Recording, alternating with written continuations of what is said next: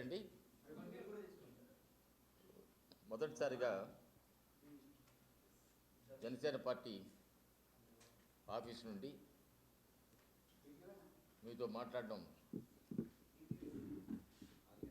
మనసుకు చాలా బాగుంది. నేను అధ్యక్షుడితో పాటు ఇచ్చాపురము, పలాస, టెక్కలి ప్రాంతాల్లో వాటితో ఉండడం జరిగింది. ఇంతకుముందు కూడా కొన్ని సందర్భాల్లో అప్పుడున్న నాయకులతో పాటు ఇచ్చాపురం తిరిగా, పలాస తిరిగా. ఇప్పుడు ఒక విధమైన ప్రజల్లో ఒక ఆశలు వాళ్ళ ముఖాలు చూస్తున్నా. ఏదో ఒక విధంగా జనసేన అధ్యక్షుడు పవన్ కళ్యాణ్ గారు మా బాధలు తీరుస్తాడు అనే ముఖంలో వాళ్లకు ఆశ కనిపిస్తూ ఉంది. ఈ యాత్రలో, జనసేన పోరాట యాత్రలో ముఖ్యంగా సమస్యలను అవగాహన చేసుకొని ఆ తర్వాత వాటి పరిష్కార మార్గం కూడా కనిపెట్టేదానికి ప్రయత్నం చేస్తారు. ఇచ్చాపురంలో ఫిషర్మెన్ సమస్యలు తెలుసుకొని వాడికి తను రాబోయే రోజుల్లో పరిష్కార మార్గం కూడా చెప్పాడు. ఆ రోజుల్లో అదేవిధంగా కిడ్నీ బాధితులు ఆ విషయంలో చాలా ఆయన మానసికంగా కూడా కృంగిపోయినాడు. ఒక రోజంతా నేను అన్నిసార్లు హార్వర్డ్ యూనివర్సిటీ నుంచి అన్నది చేస్తే రీసెర్చ్ సెంటర్ పెట్టమని అడిగితే దాని ఊసు కూడా ఏం చేయలేదు. ఏదో ఒక విధంగా కనీసం ఆరోగ్య శాఖ మంత్రి కూడా లేదు. మంత్రి ఉంటే ఆయన ఉద్దేశం ఏంటంటే వాళ్ళ సమస్యలు అర్థం చేసుకోవడానికి వీలుగా ఉంటుందని చెప్పాడు. దానిలో భాగంగానే రేపు శ్రీకాకుళం జిల్లాలో 9 గంటల నుంచి 5 గంటల వరకు నిరాహార దీక్ష చేయాలని చెప్పి నిర్ణయించుకున్నారు. అదేవిధంగా వారి దీక్షకు సంఘీభావంగా అన్ని జిల్లాల్లో కూడా 13 జిల్లాల్లో దీక్ష చేయడానికి ఏర్పాటు చేయబడి ఈస్ట్ గోదావరిలో అద్దేపల్లి శ్రీధర్, వెస్ట్ గోదావరి రాఘవయ్య, అనంతపూర్ టీసీ వరుణ్, కృష్ణా ముత్తంశెట్టి కృష్ణారావు, గుంటూరు తోట చంద్రశేఖర్, పార్థసారథి, వైజాగ్ శివశంకర్, నెల్లూరు నేను వెళ్తా ఉన్నాను, ప్రకాశం రియాజ్, చిత్తూరు డాక్టర్ హరిప్రసాద్, కిరణ్ రాయల్, కర్నూలు సురేష్, కడప రంజిత్, విజయనగరం ఆకుల చంద్రశేఖర్, శ్రీకాకుళం ప్రెసిడెంట్ గారు కూర్చుంటారు. ఇవన్నీ ఎందుకు చెబుతున్నా అంటే ఎవరి మీద వ్యక్తిగత కక్షలతో చెప్పడం లేదు. ప్రజల సమస్యల గురించి పోరాడమని చెప్పాము 2 రోజుల ముందర. మీరు ఏదో మేము చెప్పిందే చేయమని చెప్పడం లే. ప్రభుత్వాన్ని ప్రజలకు అనేక సదుపాయాలు కలిగించమని అడిగితే కూడా దానికి కూడా స్పందించకపోతే గాంధీజీ చూపిన మార్గంలో నిరాహార చేసి ఈ ప్రభుత్వాన్ని ఏదో విధంగా మేల్కొల్పాలని చెప్పి ఉద్దేశంతోనే రేపు జరగబోతూ ఉంది. 9 నుంచి 5 దాకా అహింసాయుతంగా 5 దాకా అన్ని జిల్లాలు జరుగుతాయి. ఆయన డిమాండ్లు కూడా చెప్పాడు. ఆ డిమాండ్ కూడా క్లియర్గా కూడా ఆయన అన్నాడు, నేనేమి వేరే కోరికలు కోరడం లేదు. ఉద్యానవనంలోని అన్ని గ్రామాల్లో కూడా మొబైల్ స్క్రీనింగ్ కేంద్రాలు పెట్టమని చెప్పాడు. అదేమి పెద్ద కష్టతరమైన పని కాదు. ప్రతి డయాలసిస్ కేంద్రంలో కిడ్నీ వ్యాధులకు సంబంధించి శిక్షణ పొందిన సిబ్బందిని వెంటనే నియమించాలి. ఉద్యానవనంలో అన్ని గ్రామాల్లోనూ మొత్తం మొబైల్ స్క్రీనింగ్ ద్వారా ఎప్పటికప్పుడు నిర్వహించాలి. డయాలసిస్ కేంద్రాల సంఖ్య పెంచాలి. కేంద్రానికి అనుబంధంగా చేయాలి. అన్నిటి కూడా ఆఖరకు ఆయన అడిగేది కిడ్నీ బాధితులు ఉన్నారు, వాళ్ళు చూసుకోకపోతే ఒకడు కూర్చోంటే చిన్న బాబుని చూశాను నేను. ఇంతలో పొట్ట అసలు భయంకరంగా ఉండింది. అతని కన్నీళ్ళు కూడా వచ్చినాయి. ఇంకో చోట పోతే ఫిషరీస్ దగ్గరికి పోయినాం. వాడి కళ్ళు లేవు, ఏమంటే కిడ్నీ పాడైపోయింది, మేము చేయలేమని చెప్పారు. ఇటువంటి మంచి సమస్యలు వాళ్ళు వెంటనే స్పందించుంటే ఈ నిరాహార దీక్ష కూడా చేసేదానికి జనసేన అధ్యక్షుడికి అవసరం కూడా ఉండేది కాదు. మేము ఎన్నికలు చూసుకొని నిరాహార దీక్ష చేయడంలే, కేవలం 175 స్థానాలకు పోటీ చేయాలని ఎప్పుడు అనుకున్నామో అప్పుడే మిగతా పార్టీల్లో ఒక విధమైన అలజడి జరిగింది. 175 స్థానాలకు, అది కూడా ఎందుకు అనుకున్నారంటే అన్ని నియోజకవర్గాల్లో రేపు ఉత్తరాంధ్ర జూన్ 30వ తారీఖు వరకు అయిపోతుంది. ఆ తర్వాత కూడా తూర్పుగోదావరి, పశ్చిమ గోదావరి, కృష్ణా, గుంటూరు, రాయలసీమ, నెల్లూరు జిల్లాలు అన్నీ చూసిన తర్వాత ముఖ్యంగా ప్రత్యేక హోదా గురించి చెప్పాడు ఆయన. అందరూ వారించినా కానీ ఈ 175 స్థానాలు తిరిగి వచ్చిన తర్వాత ప్రత్యేక హోదా రాకపోతే ఆమరణ నిరాహార దీక్ష చేస్తానని చెప్పాడు. నేను నిన్నటిదాకా ఏమన్నారు, తెలుగుదేశంతో ప్యాకేజ్ అన్నారు, ఇప్పుడు బీజేపీ స్క్రిప్ట్ అంటా ఉన్నారు.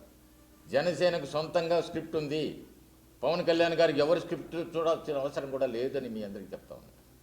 ప్రజలు గమనిస్తూ ఉన్నారు. నిన్నటిదాకా పవన్ అన్న అన్నారు, ఈరోజు పవన్ అన్న లేకపోతే మేము మున్సిపాలిటీ గెలవలేదా అని గొప్ప మంత్రి గారు చెప్తా ఉన్నారు. అసెంబ్లీలో గెలవలేదా, మేము కార్పొరేషన్ గెలవలేదా అని చెప్పి. అవన్నీ నేను అడిగేది ఆయన మంత్రి గారిని, గుండె మీద చేసుకు చెప్పండి, ఆ రోజు ఎన్నికల్లో పవన్ కళ్యాణ్ గారి వల్ల లబ్ధి పొందలేదా మీరు?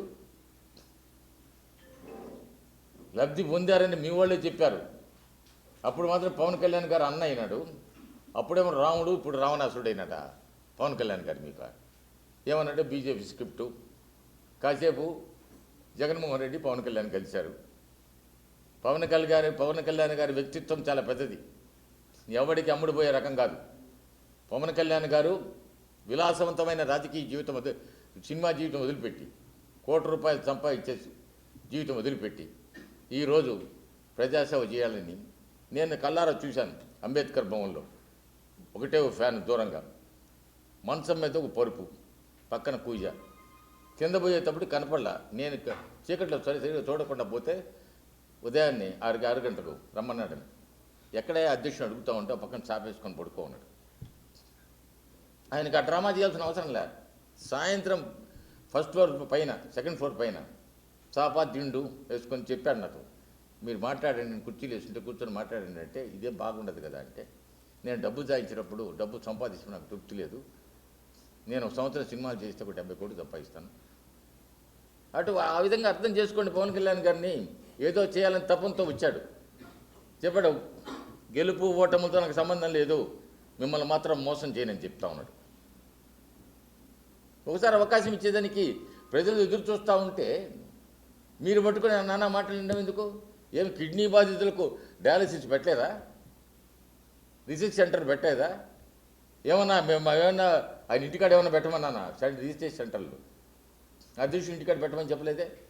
శ్రీకాకుళంతో ఎవరైతే ఇబ్బంది పడ్డారో, ఎవరైతే ప్రాణాలకు కోల్పోతా ఉన్నారో, అటువంటిప్పుడు హార్వర్డ్ యూనివర్సిటీ నుంచి వచ్చి రీసెర్చ్ సెంటర్ అంటే వచ్చారు, చేశారు, అయిపోయింది, అంతటి వదిలేస్తే అట్ట. అందుకని దానికి సంఘీభావంగా అన్ని జిల్లాల్లో కూడా రేపు 9 నుంచి 5 దాకా కేవలం ఈ ప్రభుత్వాన్ని ఒకసారి మంచిగా మనస్ఫూర్తిగా ఆలోచించమని కోరుతా ఉన్నాం. మేమేమైనా వ్యక్తిగతంగా ఎవరిని ఏమన్నాం? నిన్న చెప్పాడు, మాకు సంస్కారం ఉన్నది, ఒరే తూర్యానము లేకపోతే కాలుస్తాము చేయమని అట్లా అన్నాము. మేము వారిని కోరుకుంటా ఉన్నాం. ఇప్పటికి చెప్తా ఉన్నాను, ఒక పొలిటికల్ అఫేర్స్ కమిటీ కన్వీనర్ కింద ఈ ప్రభుత్వాన్ని కోరుతా ఉన్నారు, 2 చేతులు ఎత్తి, దయచేసి కిడ్నీ వ్యాధులకు న్యాయం చేయండి. మేము చేసే ఈ ప్రయత్నంలో మీకే మంచి పేరు వస్తుంది. ఇటువంటి కార్యక్రమం చేసేటప్పుడు దయచేసి అడ్డంకులు పెట్టకాకండి. మొన్న చిన్న సంఘటన జరిగితే డైరెక్టర్ జనరల్ పోలీసుని కలిశాను నేను, ఆయన చెప్పాడు నా ముందరే, కావాలి ప్రొటెక్షన్ ఇన్ని మీరు రాత్రుల పూట కూడా యూనిఫామ్తో పోలీసులు పెట్టమని. డైరెక్టర్ జనరల్ పోలీసులు కలిస్తే చెప్పాడు నాతో, మాదాస్ గారు తప్పకుండా చేస్తూ ఉన్నామండి, మంచి కార్యక్రమం, ఈజ్ ఎ పబ్లిక్ ఫిగర్ అని చెప్పాడు. I'm happy about that. మేము ఎవరిని ఎక్స్ట్రా అడగడం లేదే. ఆయన వాళ్ళు ఎల్లకాలం కూర్చొనేసి ముందు 4 కార్లు వెనక 2 జీపులు పెట్టుకుని అడగలేదే. సామాన్యుడి గురించి తిరుగుతూ ఉన్నాడు. అక్కడ మళ్ళీ ఇబ్బందులు వచ్చినాయి పలాసలో మా కళ్ళ ముందరే. ఉదయాన్నే బయలుదేరితే అక్కడ లారీలు అడ్డు ఉన్నాయి, ఏమన్నా అంటే లారీ వాడు చెప్తాడు లారీలు పనిచేయడం లేదు సార్ అంటాడు. ఆయన పక్కన ఒక ఆయన అడిగా నేను, ఎందుకు పనిచేయాలంటే కొంచెం కష్టం సార్ ఇక్కడ శాసనసభ్యుడు ఏమన్నా అంటాడు. ఆ శాసనసభ్యుడికి మంచిది కాదు, ఆ కుటుంబం తెలుసు నాకు. నేను లా కాలేజ్ చదువుకునేటప్పుడు విశాఖపట్నంలో ఉండేవాడు. నేను ట్రై చేస్తే దొరకలా, ఫోన్ ఆఫ్ చేసిండు. ఇదేం పద్ధతి అని అడుగుతా 6 సార్లు ఎమ్మెల్యే గౌతు శివాజీ గారు. ఇదేం పద్ధతి ఇది? ఒక మంచి కార్యక్రమం చేసేదానికి మంచి కుటుంబం నుంచి వచ్చావు, చెప్పు. ఒప్పులు ఉంటే కోర్టులో కేసు అంటావు, నా మీద అవినీతి ఆరోపణలు అంటావు నువ్వు. ఏయి దానికి ఫేస్ చేసేదానికి సిద్ధంగా ఉన్నాం మేము. మళ్ళీ ఒక్కసారి మరలా ప్రభుత్వంలో వెంటనే స్పందించి వాడికి కావాల్సినది, అదేవిధంగా ఆయన అడిగింది ఆరోగ్య శాఖ మంత్రి పెట్టమని. ఎవరి కోరిక ఇవ్వండి, మంత్రి ఉన్నోళ్ళు కదా అక్కడ. మీ దగ్గర ఉన్న క్యాబినెట్ మేమన్నమ్మా బయట నుంచి మంత్రి పదవి ఇవ్వమంటామన్నమ్మా. అటువంటి కార్యక్రమం చేసేదానికి ప్రజల తోడ్పాటు కూడా కోరుతా ఉన్నాం. అన్ని జిల్లాల్లో రేపు 9 నుంచి 5 గంటల దాకా సంఘీభావ దీక్ష జనసేన అధ్యక్షుడి శ్రీ పవన్ కళ్యాణ్ గారి చేసే కార్యక్రమానికి సంఘీభావంగా దీక్ష పేరు చేస్తూ ఉన్నాం. మామూలు సామాన్య ప్రజలందరినీ కూడా కోరుతా ఉన్నా, దయచేసి అందరూ కూడా మాకు మద్దతు చేయండి. ప్రజల సమస్యలు పోరాడడానికి పవన్ కళ్యాణ్ గారికి మద్దతు ఇవ్వమని కోరుతా ఉన్నాం.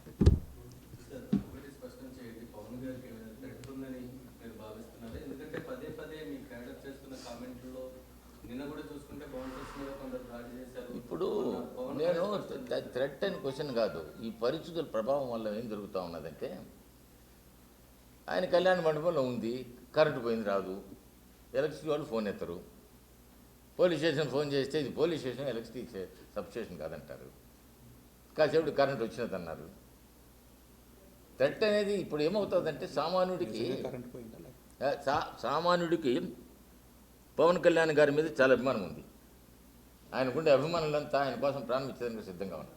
వాళ్ళలో ఏదో ఒకటి బాధ కలుగుతుంది. నేను ఒకటే చెప్పేది, ప్రజల అండ మాత్రం ఆయనకు ఉంది. ఎవరున్నా కానీ ఏం భయపడే ప్రసక్తి లేదు. ఆయనతో పాటు ప్రజలు ఉన్నంతసేపటికి కూడా పవన్ కళ్యాణ్ గారు అసలు భయపడ్డాడు. ఆయన ఒకటే మాట చెప్పాడు, ఎవడక మీరు కిరాయి గుండా 4-5 రోజులు ఫుల్గా తాగేసి వచ్చి ఒరే తూరి అని పలుకుతా శాసనసభ్యుడు తిత్తా ఉంటారా మమ్మల్ని? అప్పుడు తెలిసిపోతా ఉంది ఎవరున్నారని. ఆ విధంగా మంచిది కాదు. నేను ప్రజా జీవితంలో 30 సంవత్సరాల నుంచి ఉన్నా.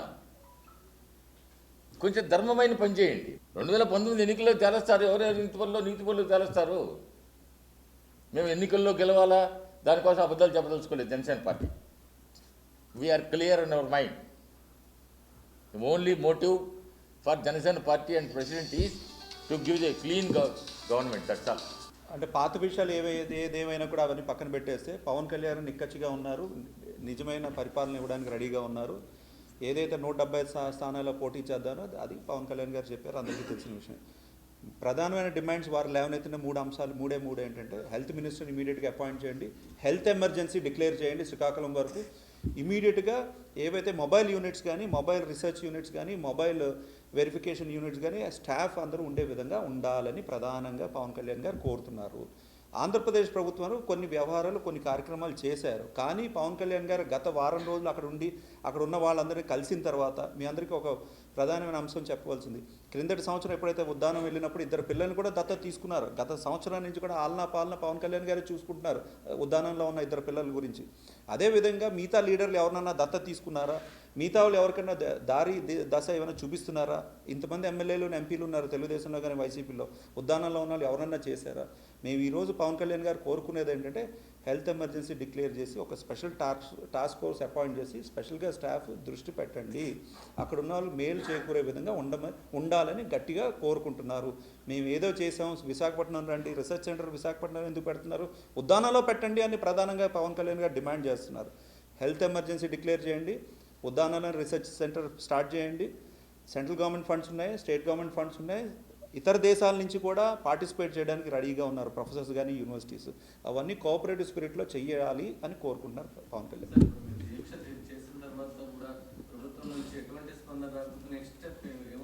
స్పందన ఆల్రెడీ వచ్చింది, మీరు నోటీస్ చేశారా లేదో. లోకేష్ గారు ఇమీడియట్గా స్పందించారు, అప్రిషియేట్ చేస్తాం. అదేవిధంగా చంద్రబాబు నాయుడు గారు నిన్న పబ్లిక్ స్పీచ్లో కూడా మాట్లాడడం జరిగింది. కానీ ఆ స్పందించే విధానం అక్కడి వరకు మేము హర్షిస్తున్నాం. కానీ ఉట్టి ఆ మాటలు చెప్తే సరిపోదు, కార్యాచరణ ఉద్దానంలో కానీ శ్రీకాకుళంలో లేదు అని పవన్ కళ్యాణ్ గారు నిరాదీక్ష కూర్చుంటున్నారు. అదేవిధంగా అన్ని డిస్ట్రిక్ట్ హెడ్ క్వార్టర్స్లో కూడా జనసేన నాయకులందరూ కూడా ఉండాలని కోరుకుంటున్నాం. అంతేకాదు రేపు మీరు కూడా చెప్పారు కదా, ఇప్పుడు స్పందించమని చెప్పండి, రేపు నిరాదీక్ష ఉండదు, ఇంకా టైం ఉన్నది కదా.